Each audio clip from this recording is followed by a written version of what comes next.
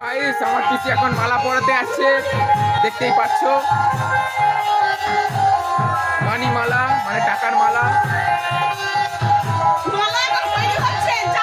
মালা এখন তৈরি হচ্ছে।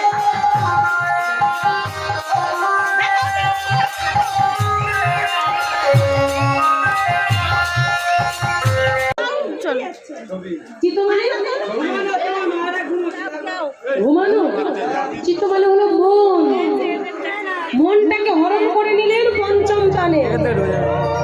পঞ্চম তানে যখন হরণ করে নিলে কি অবস্থা হচ্ছে শুনো তো গো।